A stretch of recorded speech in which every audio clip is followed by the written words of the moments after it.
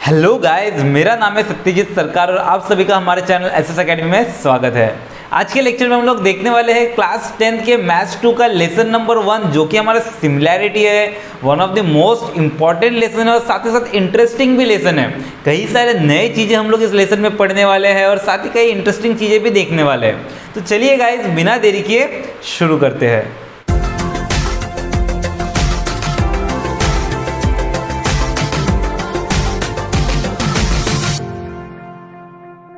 तो गाइज, अगर आप हमारे चैनल में नए हैं तो चैनल को सब्सक्राइब कर दीजिए, वीडियो को लाइक कर दीजिए और बेल आइकन को जरूर दबा दीजिएगा लेटेस्ट नोटिफिकेशंस के लिए।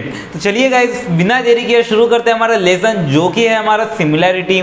और सबसे पहले तो आपके मन में जरूर क्वेश्चन आया होगा कि सिमिलैरिटी का मतलब क्या होता है। कोई भी लेसन पढ़ने के पहले ये क्वेश्चन आना चाहिए कि लेसन का नाम जो उसका मीनिंग क्या होता है। तो लेसन का नाम का मीनिंग है समानता। सिमिलैरिटी मीन्स क्या होता है? समानता। कि अगर दो चीजें हैं तो उन दो चीजों के अंदर क्या क्या समानता है वो हमको पढ़ना है। तो यहाँ पे कौन से दो चीज के बारे में देखने वाले हैं? यहाँ पे हम लोग देखने वाले हैं दो ट्राइंगल्स के बारे में। अगर हमारे पास दो ट्राइंगल्स है तो उनके अंदर क्या क्या चीजें सिमिलर होता है, सिमिलर के ऊपर से क्या क्या प्रॉपर्टी निकलता है, ये सब चीजें हम लोग ये बेसिकली पूरे लेसन में पढ़ने वाले हैं। तो यहाँ पे देखिए, पूरा ट्राइंगल के आजू बाजू में घूमेंगे तो ट्राइंगल के बारे में कुछ बेसिक नॉलेज हम लोग को रहना चाहिए, जो कि हम लोग अभी देख लेते हैं।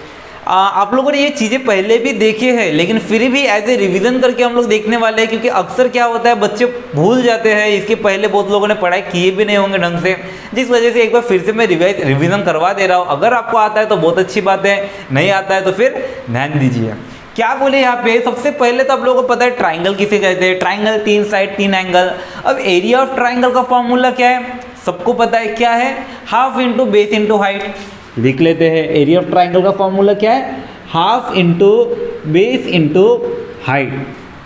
पहला क्वेश्चन, बेस और हाइट क्या है? अब बेस या हाइट क्या रहता है हमारा ट्राइंगल का?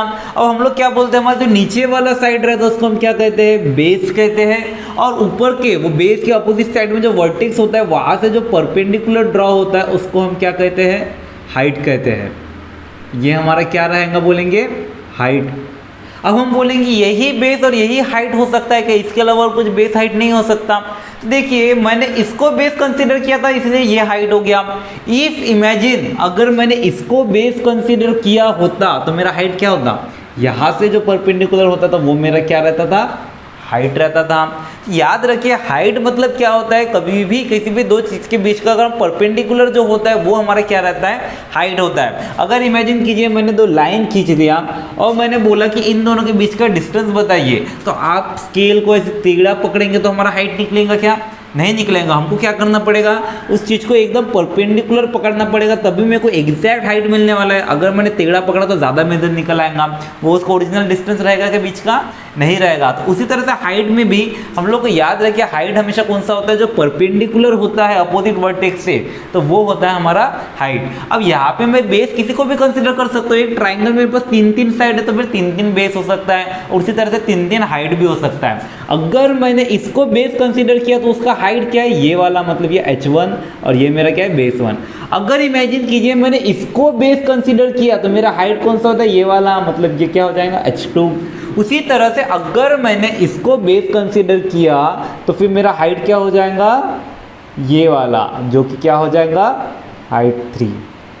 क्लियर है? तो एक ट्राइंगल में याद रखिए हमारे पास कितने बेस होते हैं? 3 बेस होते हैं और उसी तरह से 3 हाइट होते हैं। अब आप बोलेंगे कि अगर मैंने 3 अलग अलग बेस, 3 अलग अलग हाइट, सबके मेजर अलग, लेकिन एरिया अगर जब निकालेंगे, एरिया मतलब क्या होता है? इसके बीच का जगह। अगर मैंने एरिया निकाला तो ये 3 अलग अलग बेस, अलग अलग हाइट का मैंने वैल्यू लेके अगर एरिया निकाला तो सेम आएगा क्या वैल्यू?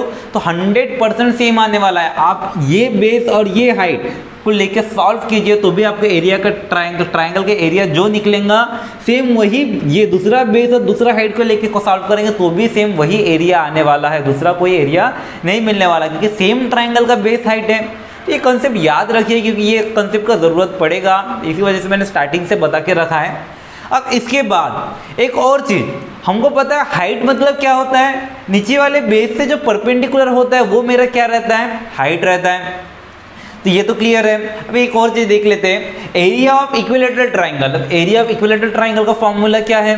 तो एरिया ऑफ इक्विलेटरल ट्राइंगल की जब बात करेंगे तो इसके एरिया निकालने के लिए हमको हाइट की जरूरत नहीं पड़ती। यहाँ पे हम लोग सिर्फ बेस के ऊपर से एरिया निकाल सकते हैं। सिर्फ बेस के ऊपर से कैसे? तो हमारे पास एक एरिया ऑफ इक्विलेटरल ट्राइंगल का फॉर्मूला है डायरेक्टली √3/4 साइड स्क्वायर। ये सब आप लोगों ने पहले भी पढ़े हुए हैं, इसी वजह से उतना कुछ नया नहीं लग रहा होगा, लेकिन फिर भी अगर आप थोड़ा सा भूल गए होंगे इसी वजह से मैं थोड़ा सा रिवीजन करवा दे रहा हूँ।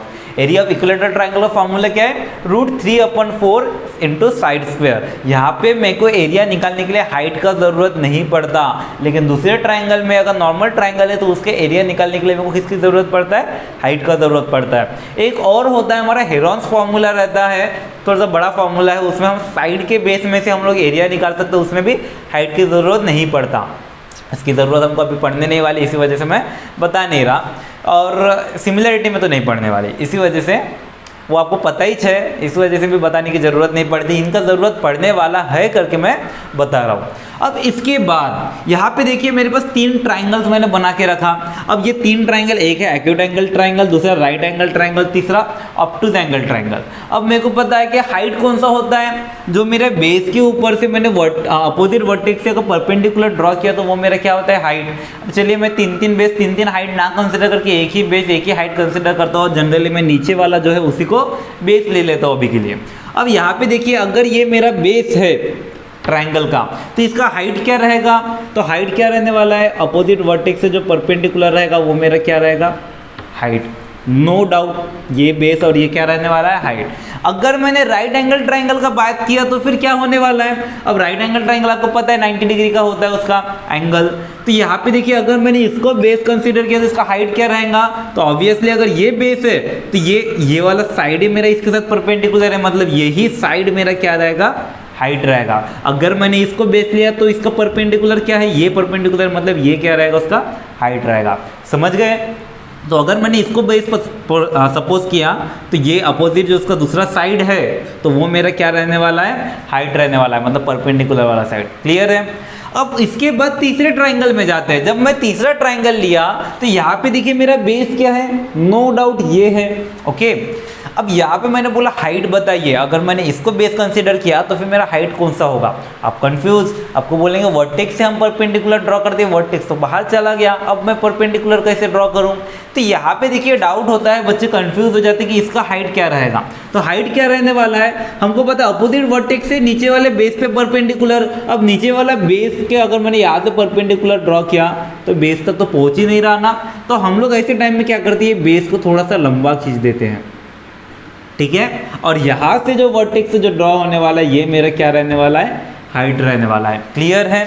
तो इस टाइप का होता है। अगर सोचे मेरा ऑब्टूज एंगल ट्राइंगल और मैंने इसको बेस लिया और वर्टेक्स मेरा साइड के बाहर आ रहा है, ठीक है, आउटसाइड में, तो उसका हाइट क्या रहेगा? ट्राइंगल के बाहर से ही निकाल लेंगे हम, डायरेक्टली वर्टेक्स से परपेंडिकुलर ड्रॉ करेंगे, वही मेरा क्या रहेगा? हाइट रहेगा। क्लियर है?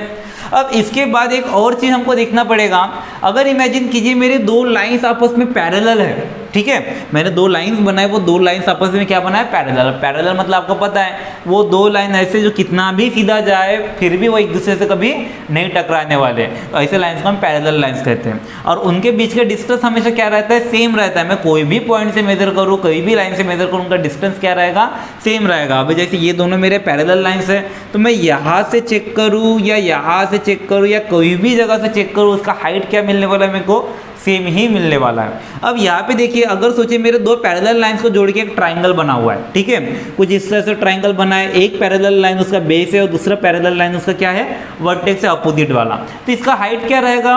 तो इसका हाइट अगर हमको निकालने बोलेगा तो फिर हमारा क्या रहने वाला है? जो पैरेलल साइड्स का जो हाइट है, पैरेलल साइड्स के जो डिस्टेंस है वही क्या रहने वाला है? इस ट्राइंगल का हाइट रहने वाला है। अगर मैंने बोले ये पैरेलल साइड्स का डिस्टेंस है मेरा 3 सेंटीमीटर, तो फिर मैं बोलूँगा इस ट्राइंगल का हाइट में मेरा क्या रहने वाला है? 3 सेंटीमीटर। क्यों? क्योंकि ये दोनों लाइन आपस में पैरेलल है, मतलब कहीं से भी मैं इनका डिस्टेंस चेक करूँगा तो वो क्या मिलने वाला है? सेम।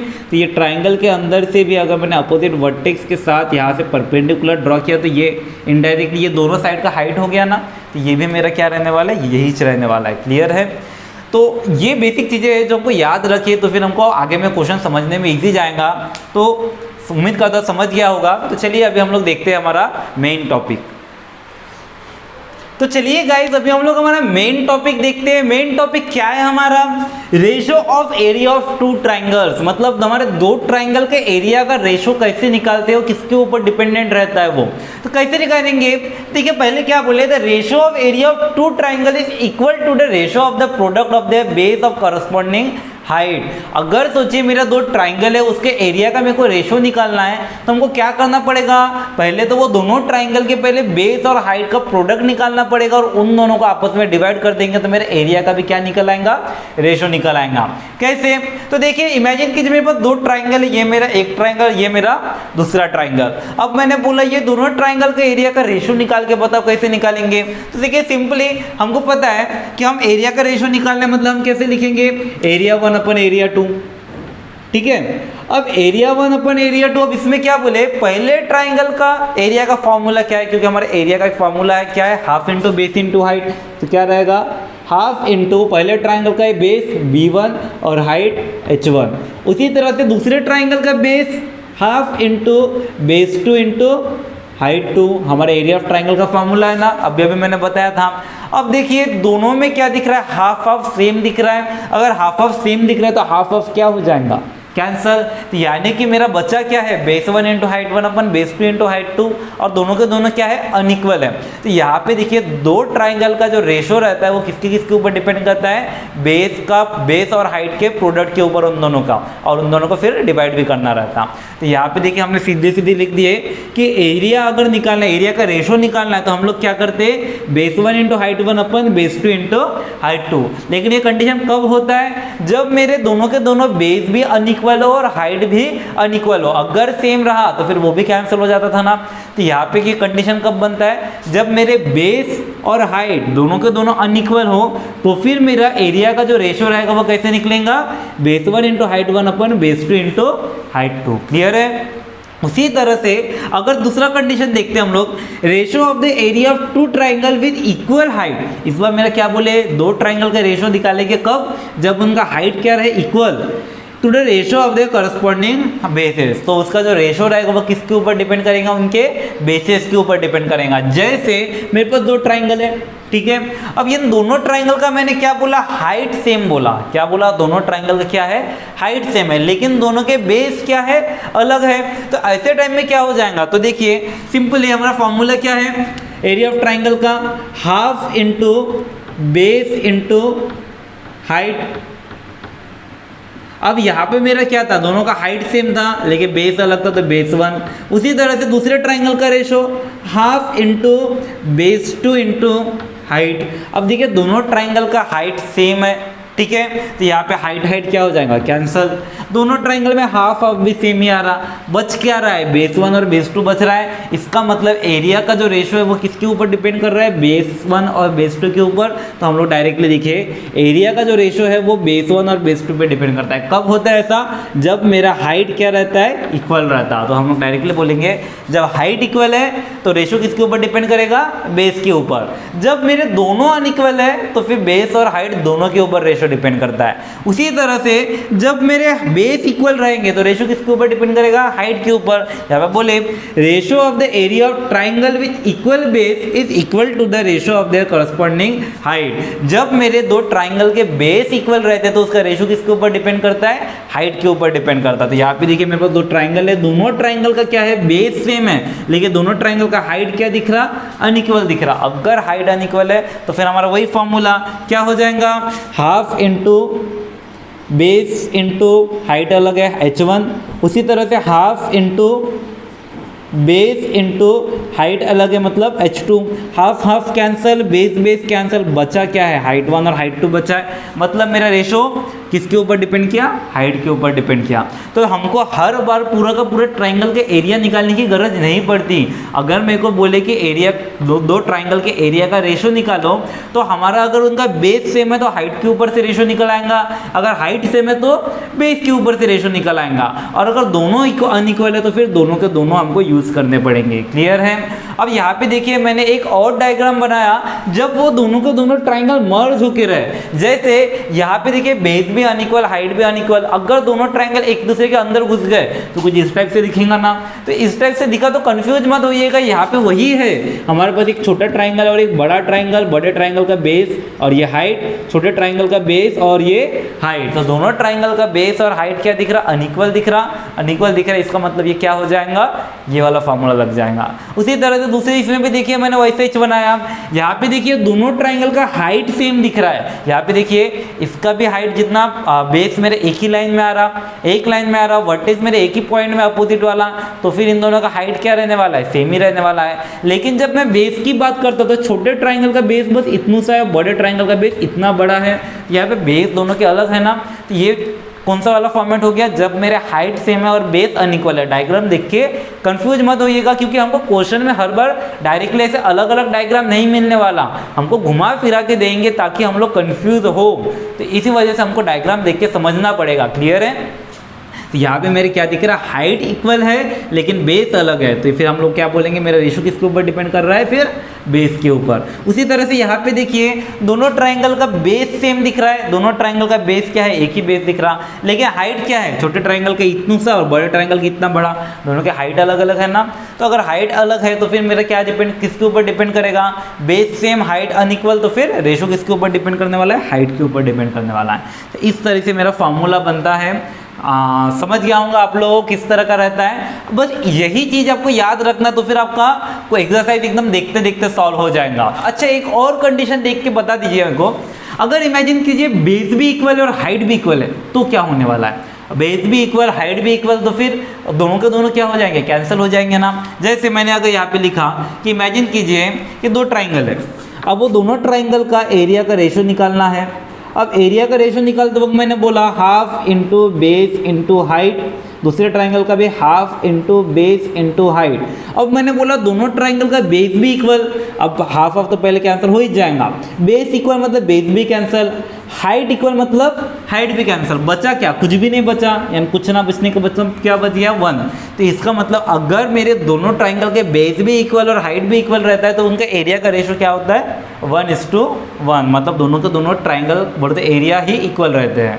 तो समझ गया आपको। तो इतना कॉन्सेप्ट याद रखिए और आपको एक्सरसाइज देखिए एकदम चुटकी बजा के सॉल्व हो जाएगा। अगर स्क्रीनशॉट लेना चाहते हैं तो ले लीजिए, इसके बाद प्रैक्टिस सेट देखते हैं। तो चलिए गाइस, अभी हम लोग हमारा प्रैक्टिस सेट देखते हैं। प्रैक्टिस सेट बहुत ही ज़्यादा इजी है। यहाँ पे देखिए बस वही हमारे रूल्स याद रखना है कि बेस और हाइट दोनों अनइक्वल है तो रेशो बेस हाइट दोनों के ऊपर डिपेंड करेगा, बेस इक्वल है तो रेशो हाइट के ऊपर डिपेंड करेगा, और हाइट इक्वल है तो रेशो बेस के ऊपर डिपेंड करेगा। बस इतना याद रखिए और हमारा काम देखिए हो जाएगा। यहाँ पे क्या बोले, सबसे पहले base of triangle is 9 and it's height is 5। हमको बोले एक ट्राइंगल है जिसका बेस कितना है, 9 है, और हाइट कितना है, 5 है। उसके बाद base of other triangle is 10 and height is 6। एक और ट्राइंगल है जिसका बेस हमारे पास है 10 और हाइट कितना है, 6। Find the ratio of area of this triangle. हमको बोले वो दोनों ट्राइंगल के एरिया का रेशो निकाल के बताइए। कितना सिंपल क्वेश्चन है, हमारे पास बेस और हाइट गिवन, हम लोगों को एरिया का रेशो निकालना है। तो हमारे पास देखिए पहले क्या गिवन है, लिख लेते हैं। बेस गिवन कितना है, बेस ऑफ ट्राइंगल इज 9, मतलब पहले ट्राइंगल का बेस मतलब बेस 1 कितना है, 9। उसी तरह से पहले ट्राइंगल का हाइट कितना गिवन है, हाइट इज 5, मतलब h1 मेरा कितना है, 5। ये मेरे पास गिवन है। अब उसके बाद मेरे पास दूसरे ट्राइंगल का बेस कितना गिवन है, base of other triangle is 10, मतलब बेस 2 कितना, 10, एंड हाइट इज कितना, 6, मतलब हाइट 2 कितना, 6।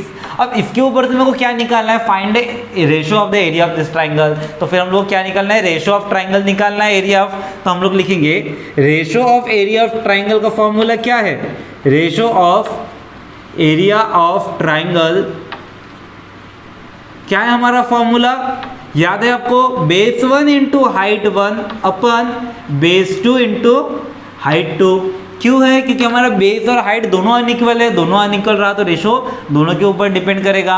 अब देखिए हमारा बेस 1 क्या है, तो बेस 1 है हमारा 9, हाइट 1 क्या है, हाइट 1 है 5। उसी तरह से बेस 2 कितना है, 10, एंड हाइट 2 कितना है, 6। अब देखिए कैंसिल वगैरह होता है क्या, यहाँ पे देखिए 5 1 जा 5, 5 2 जा 10, ठीक है, ये दोनों क्या हो गया कैंसिल। और कुछ कैंसिल होता है कि ये भी देखिए 3 के टेबल में आता है, 3 2 जा 6, 3 3 जा 9। और कुछ कैंसिल होता है क्या, नहीं होता। तो फिर हम लोग यहाँ पे डायरेक्टली लिख देंगे हमारे पास क्या मिला है। तो हम लोग लिखेंगे क्या बचा हमारे पास, 3 × 1 3 अपन 2 × 2। अब क्या हो जाएगा 2 × 2 4 हो जाएगा, मतलब मेरा वैल्यू कितना निकला 3/4। तो फिर हमारा क्या निकला, therefore ratio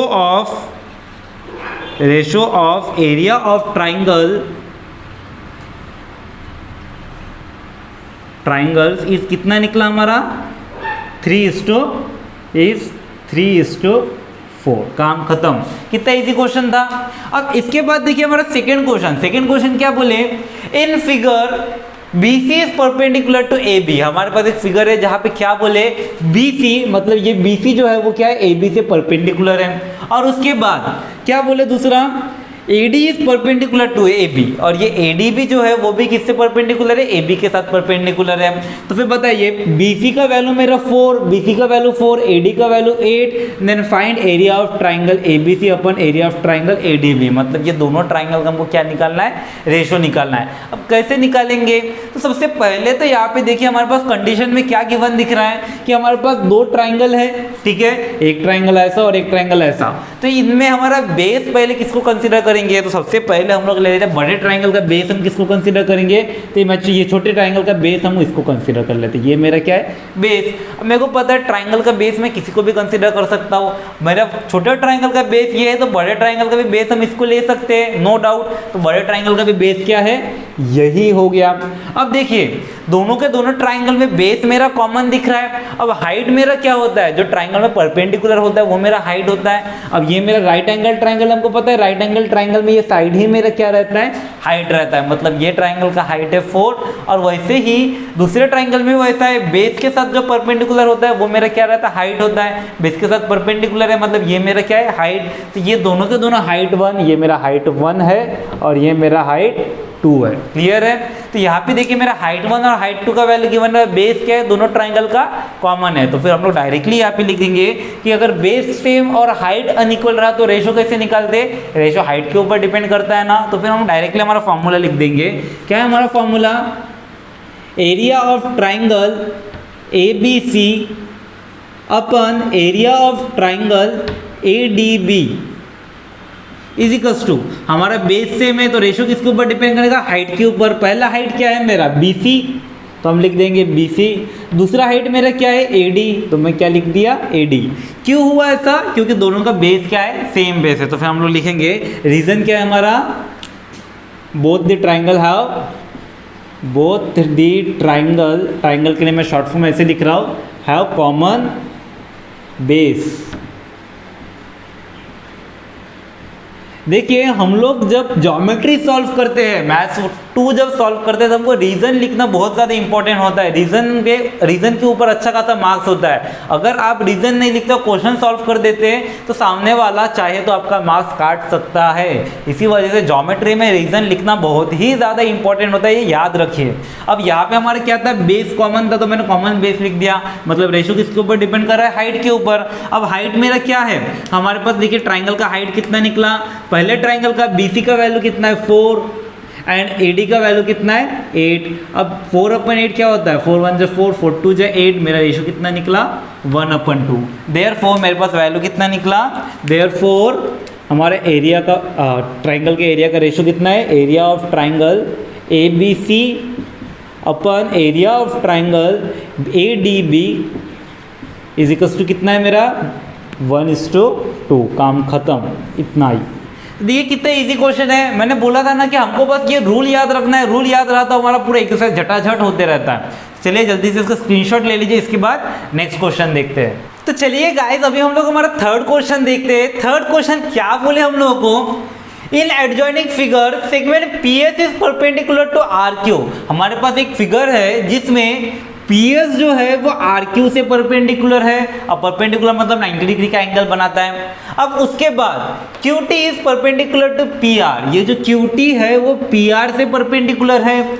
if R Q is equal to 6 and P S is equal to 6 and P R is equal to 12। अब हमारे पास आर क्यू का वैल्यू 6, पी एस का वैल्यू 6 और पी आर का वैल्यू कितना है 12 है। Then find Q T. अब बताइए हमको क्यू टी का वैल्यू निकालना है। किसका? क्यू टी का। कैसे निकालेंगे? कोई भी रिलेशन दिख रहा है क्या?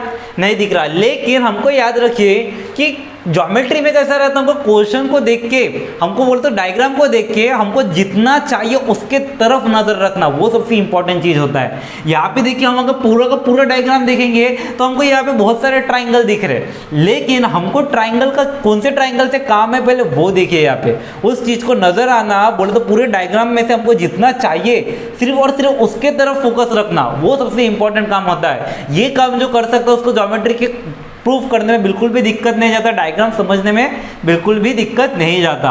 अब यहाँ पे देखिए मेरे पास पूरा का पूरा डायग्राम को जिस तरह से दिख रहा था, लेकिन मेरा मेन जो चीज है यहाँ पे क्या है, ट्राइंगल पी क्यू आर। हमारा जितना भी क्वेश्चन है ट्राइंगल पी क्यू आर के इर्द गिर्द घूम रहा है। तो यहाँ पे देखिए इस ट्राइंगल में क्या दिख रहा है, हमारा आर क्यू जो है, अब मैंने उसको बेस कंसिडर कर दिया तो फिर मेरा पी एस क्या हो जाएगा, हाइट हो जाएगा ना।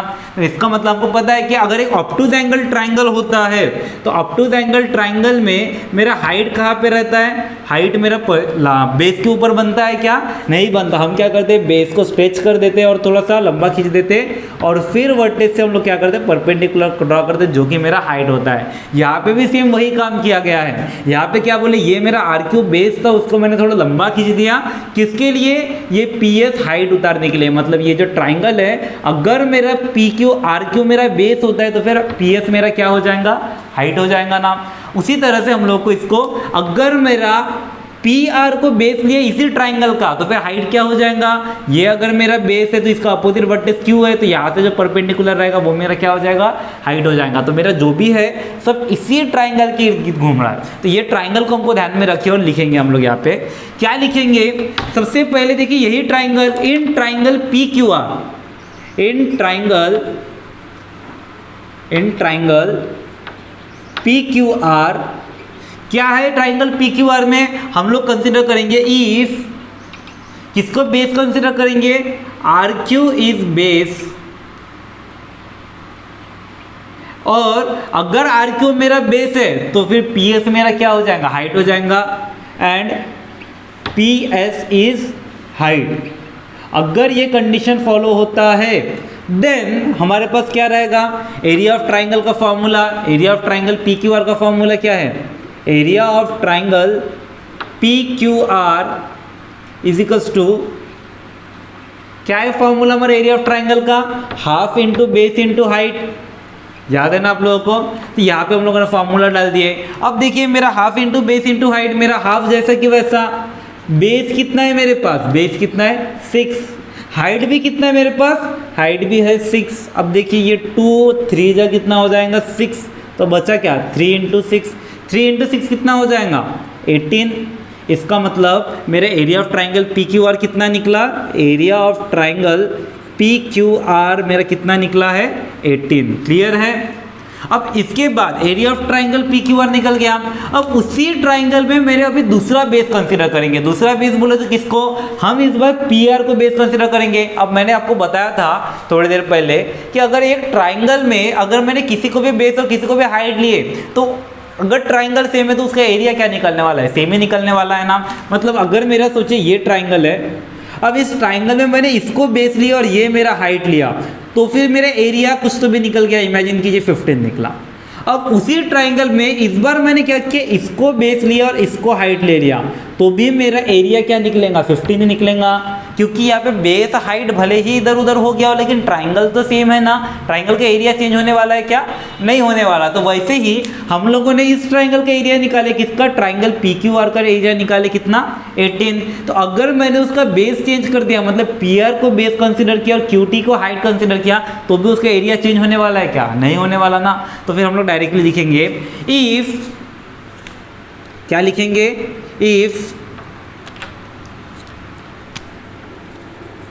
क्या है मेरा, पी आर को बेस कंसिडर करेंगे, पी आर इज बेस, और हाइट किसको कंसिडर करेंगे, Q T is height, and Q T is height तो फिर क्या होगा, देन हमारे पास फॉर्मूला क्या हो जाएगा, हमारे एरिया ऑफ ट्राइंगल का फॉर्मूला वही सेम ट्राइंगल है, P R base Q T height, लेकिन ट्राइंगल चेंज हुआ क्या, ट्राइंगल वही रह गया ना। तो हमारा फॉर्मूला क्या रहेगा, area of triangle P Q R is equals to क्या है मेरा formula, half into base into height. इस बार मेरा बेस क्या है, तो इस बार मेरा बेस है पी आर, और पी आर का वैल्यू कितना है 12 है, तो फिर मैं यहाँ पे क्या लिख दूंगा, पी आर का वैल्यू 12 लिख दूंगा। तो फिर मेरा क्या हो जाएगा, हाफ इंटू 12। उसी तरह से मेरा हाइट कितना है इस बार पता है कि हमको नहीं पता, तो हाइट का वैल्यू हमको नहीं पता, तो फिर वो जैसे कि वैसे लिख देते, क्या है मेरा क्यू टी। लेकिन देखिए area of triangle P Q R का वैल्यू हमने ऑलरेडी निकाल चुके, कितना निकला 18 निकला ना, तो यहाँ पे कितना आ जाएगा 18 आ जाएगा ना। अब ये 2 कितने जा 12 होता है, 6 जा 12 होता है, मतलब क्या बचा 6, ये मेरा क्या दिख रहा है 18 is equals to 6 into Q T. अब 6 इधर मल्टीप्लाई उधर गया तो फिर डिवाइड, तो फिर ये क्या हो जाएगा 18 divide by 6 is equals to Q T. 6 कितने जा 18 होता है 3 जा, तो फिर क्या हो जाएगा 6 1 जा 6 और 6 3 जा कितना हो जाएगा 18। तो इसका मतलब मेरा क्यू टी का वैल्यू कितना निकला 3 निकला। तो देखिए मेरा ये क्वेश्चन सॉल्व हो गया, हमको यही निकालना था, देन फाइंड क्यू टी। तो इस तरह से मेरा क्यू टी का वैल्यू निकल जाता है, कितने इजीली सॉल्व हो गया। तो बस हमको यहाँ पे ये ध्यान रखना था कि हमको ट्राइंगल कौन सा लेना है। अगर हमको ट्राइंगल दिख गया कि हमको कौन सा ट्राइंगल लेना है, तो बहुत इजीली हम इसको सॉल्व कर सकते हैं। क्या करेंगे, एक बार इसको बेस इसको हाइट ले लेंगे और एरिया निकाल लेंगे, फिर वही एरिया का फॉर्मूला डाल के किसको बेस लेंगे, इसको बेस ले लेंगे और क्यू टी को हाइट ले लेंगे, तो फिर मेरा वैल्यू निकल जाएगा। समझ गया। अब इसके बाद हमारा नेक्स्ट क्वेश्चन देखते हैं। नेक्स्ट क्वेश्चन क्या है हमारे पास, question number 4, in the adjoining figure AP is perpendicular to BC। हमारे पास एक फिगर को जिस तरह से जहां पे AP जो है वो BC से परपेंडिकुलर है, AP is perpendicular to BC, AD is parallel to BC। ये जो लाइन AD है वो BC से क्या है, पैरेलल है। और उसके बाद then find area of triangle ABC is to area of triangle BCD। अब बताइए हमको ABC और BCD का एरिया का रेशो कैसे बताएंगे। तो यहाँ पे देखिए क्वेश्चन देख के आपको समझ रहा है क्या बोले। तो हमारे पास सबसे पहले तो बोले AD और BC क्या है, दोनों के दोनों लाइन आपस में पैरेलल है। और उसके बाद ये इसमें क्या बोले कि AP जो है वो BC से परपेंडिकुलर है, परपेंडिकुलर भी ले लिए। अब इसके ऊपर सबको बोले दोनों ट्राइंगल के एरिया का रेशो निकालिए। कैसे निकालेंगे, तो देखिए बड़ा सिंपल है। क्या करेंगे हम लोग, यहाँ पे हमारे पास क्या गिवन है, दोनों के दोनों लाइन अगर पैरेलल है तो उनका हाइट क्या होने वाला है, सेम होने वाला है ना। फिर कहीं से भी चेक कीजिए, हमको पता है कि अगर दो लाइन मेरे पैरेलल होते हैं तो आप कहीं से भी चेक कीजिए उनका हाइट क्या मिलने वाला है, सेम ही मिलने वाला है, कहीं पर भी चेंज होने वाला है क्या, नहीं होने वाला। तो फिर हम लोग देख यहाँ पे लिखेंगे ट्राइंगल ABC, क्या लिखेंगे, ट्राइंगल ABC और दूसरा ट्राइंगल क्या है BCD। Triangle ABC and triangle BCD both lies in the parallel lines,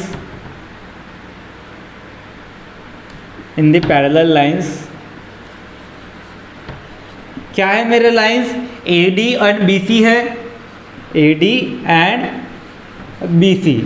Therefore अगर वो दोनों के दोनों पैरेलल लाइन के अंदर है, मतलब उनका हाइट क्या रहने वाला है, सेम रहने वाला है। देयरफॉर हाइट ऑफ ट्राइंगल,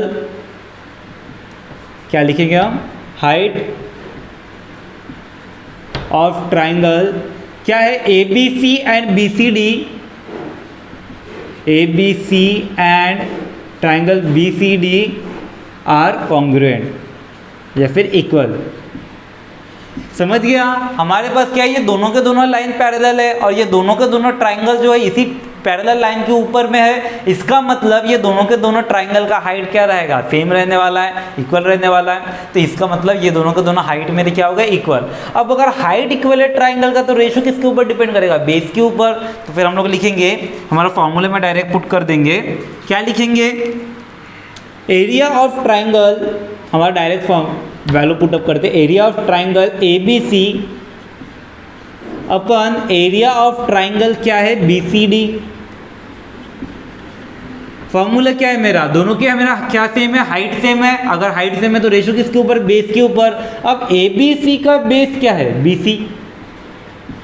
उसी तरह से दूसरा ट्राइंगल BCD का भी बेस क्या है, BC है। अब दोनों ट्राइंगल का बेस क्या दिख रहा है, सेम दिख रहा है ना। पहले ट्राइंगल का भी बेस BC दिख रहा है, दूसरे ट्राइंगल का भी बेस BC दिख रहा है। अगर दोनों के बेस सेम है तो BC क्या हो जाएगा, कैंसल।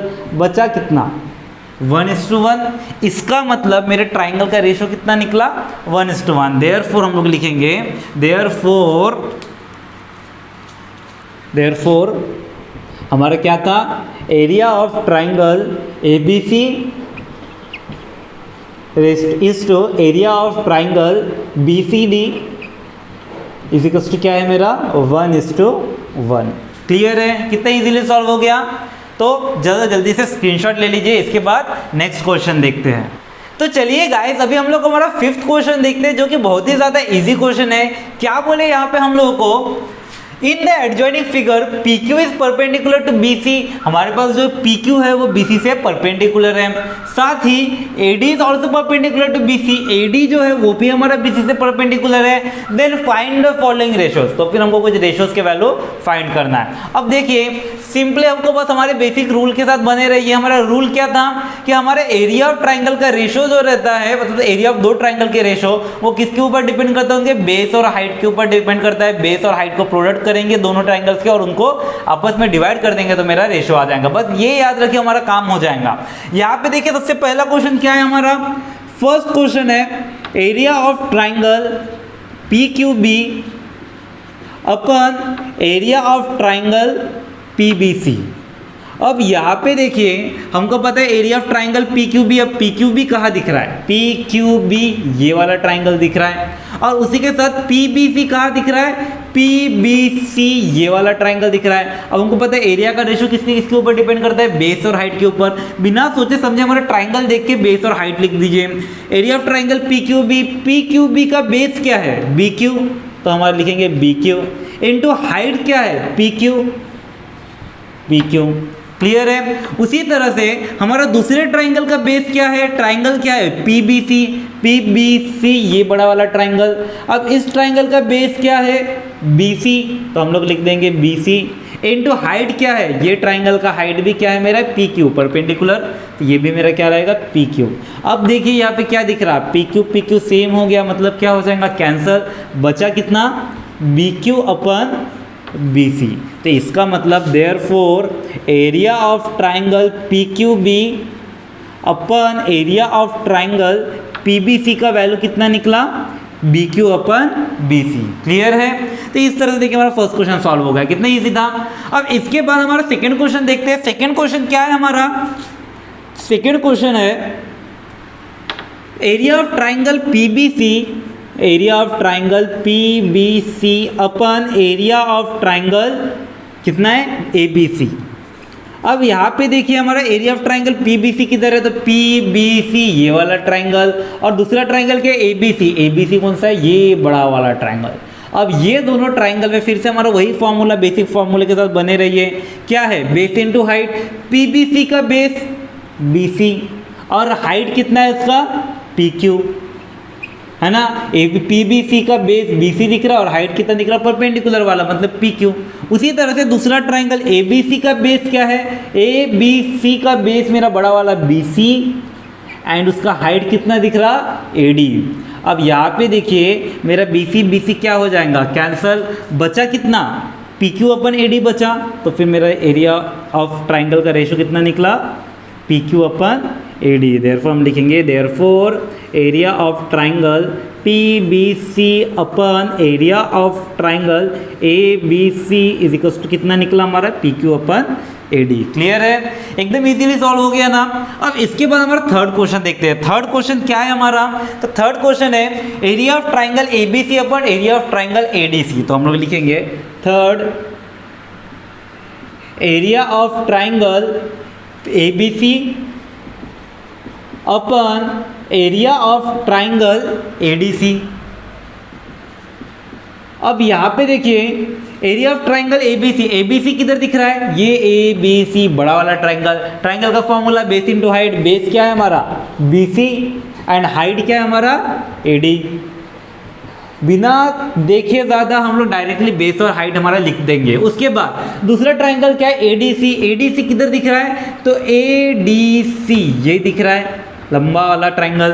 अब इसमें मेरा बेस क्या दिख रहा है ADC का बेस क्या है DC है और हाइट कितना है मेरा AD है। अब देखिए यहाँ पे क्या हो गया हाइट सेम हो गया है AD तो AD कैंसिल हो गया, बचा कितना BC अपन DC। तो इसका मतलब area of triangle ABC upon area of triangle ADC का वैल्यू कितना रहेगा BC अपन DC।